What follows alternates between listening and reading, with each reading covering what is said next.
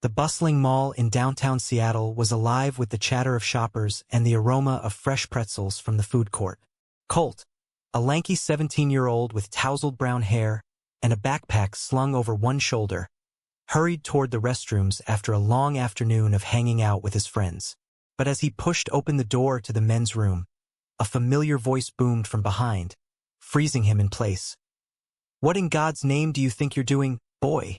Colt spun around, his heart pounding. There stood his grandfather, Harold Thompson, a retired military man with a stern face etched by years of discipline and tradition. Harold's eyes narrowed, his voice rising loud enough for nearby shoppers to turn heads. "That's the men's room. You ain't no man, dressing like that and acting all queer. Get out of there before you embarrass the family more." The words hit Colt like a punch to the gut. Whispers rippled through the crowd as people paused their shopping to stare. Colt's cheeks burned with humiliation, but he straightened his posture, meeting his grandfather's gaze. "Grandpa, this is who I am," he said steadily, his voice cutting through the tension. "And I'm not going to hide it anymore." The incident spread like wildfire through the family group chat that evening. Colt's phone buzzed incessantly as he sat in his room, staring at the ceiling of his suburban Seattle home. His parents, Mark and Lisa, were moderate folks. His dad a software engineer, his mom a teacher, but they had always tiptoed around Colt's sexuality since he came out 2 years ago. Now, with Grandpa Harold's outburst making waves, the family dinner table was bound to become a battlefield. Colt's mind raced back to how it all started. He had known he was gay since middle school, crushing on boys in his class while pretending to like the girls his friends talked about. Coming out to his parents had been tearful but accepting. They hugged him and promised support. But Grandpa Harold, living just a few blocks away, was a different story. A Vietnam vet with rigid views on masculinity, he had grumbled about the way things are going in this country whenever LGBTQ+ topics came up on the news. That night, Colt's best friend and secret crush, Jamie Rivera, texted him, "Heard about the mall thing. You okay?" Jamie was 18, with dark curls and a warm smile that always made Colt's stomach flip. They had met in art class junior year, bonding over sketches and shared dreams of escaping to college in California. Jamie was out and proud, his family from a progressive Latino background that embraced him fully. Colt envied that. The next day at school, whispers followed Colt down the hallways of Lincoln High. "Did you hear about Thompson? His grandpa called him out in public."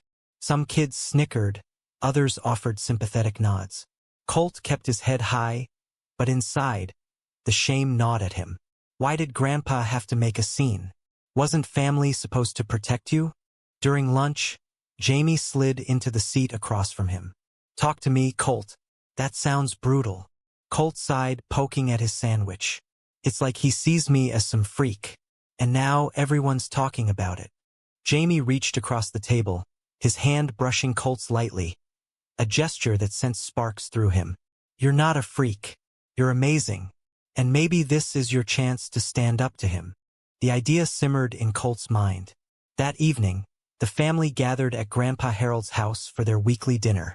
The air was thick with unspoken tension as they sat around the oak table, passing mashed potatoes and roast chicken. Finally, Mark cleared his throat. "Dad, about what happened at the mall." Harold slammed his fork down. "What about it?" "The boy's confused, that's all.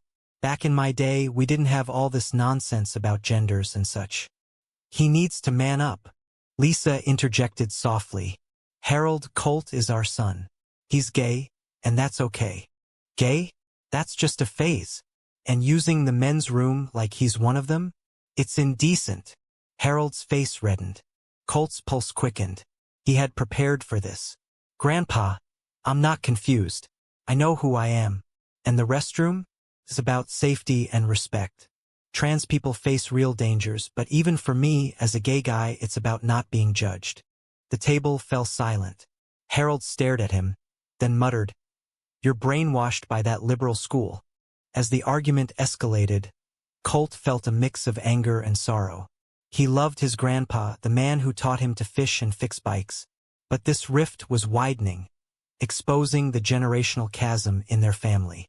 Little did Colt know, This was just the beginning of conflicts that would test loyalties and force impossible choices. Over the following weeks, the incident lingered like a shadow. Colt threw himself into school activities, joining the LGBTQ+ Alliance Club where Jamie was vice president. Their friendship deepened. Late-night texts turned into study sessions that stretched into confessions. One evening, under the glow of string lights in Jamie's backyard, Colt admitted his feelings.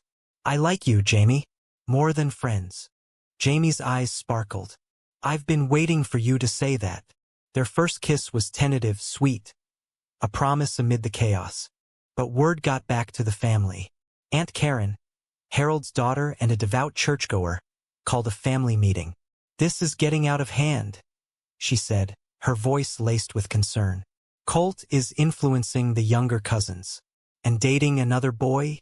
What will the neighbors think?" Mark defended his son. "Karen, times have changed.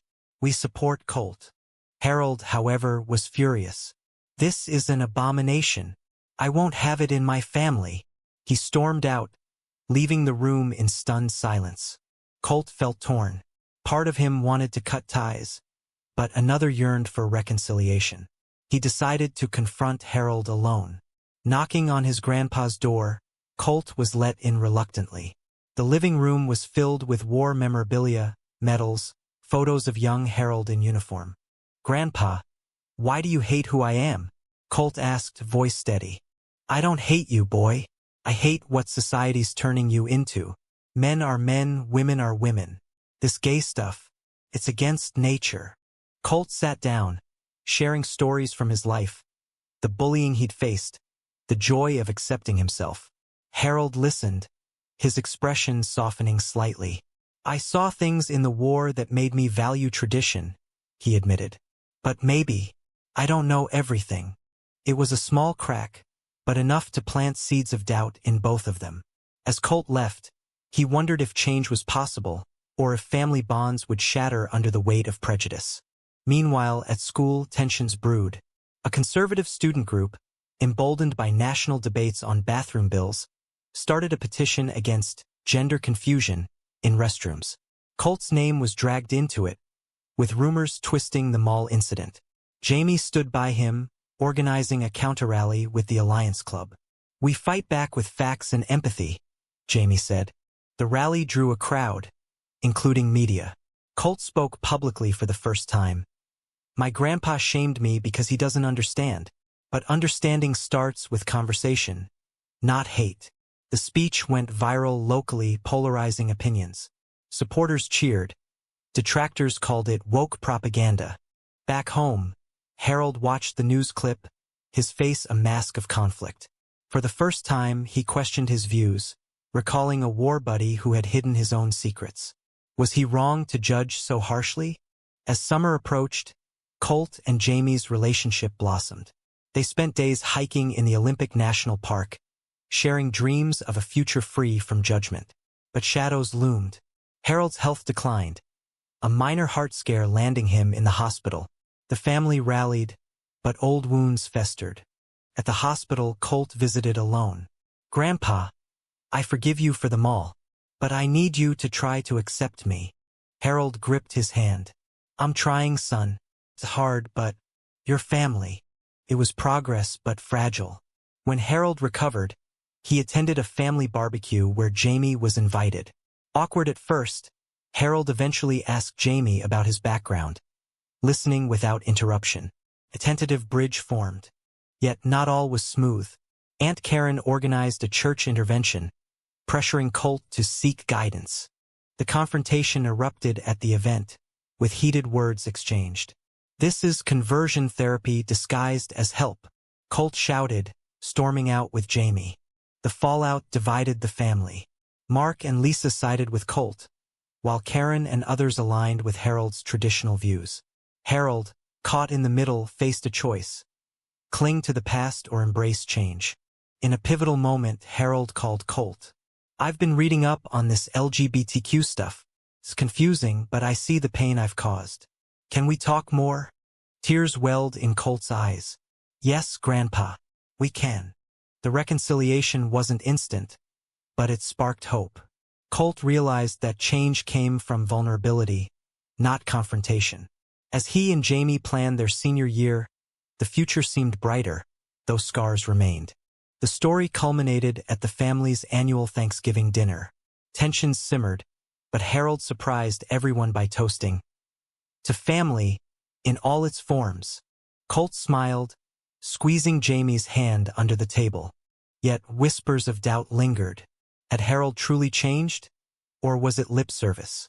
As the evening wound down, Colt pondered the long road ahead.